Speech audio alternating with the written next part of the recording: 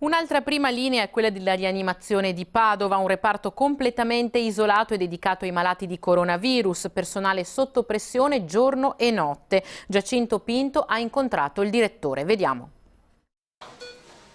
In Veneto la trincea del Covid-19 è al terzo piano dell'ospedale di Padova, una terapia intensiva dedicata esclusivamente ai contagiati più gravi. La maggior parte dei pazienti che abbiamo tuttora in cura appartengono alla decade che va dai 60 ai 70, ce ne sono alcuni anche più giovani, intorno ai 50 anni, e stiamo cercando di affrontare una situazione nuova a cui non eravamo abituati in precedenza.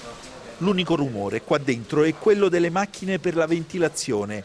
Il reparto è completamente isolato per affrontare una battaglia quotidiana. Ma i familiari in questo momento, per una politica di sicurezza, diamo le notizie esclusivamente per via telefonica, perché impediamo le visite ai pazienti per ragioni di isolamento. Nessun contagio tra il personale, mentre il numero dei ricoverati cresce di giorno in giorno. Finora è guarito qualcuno?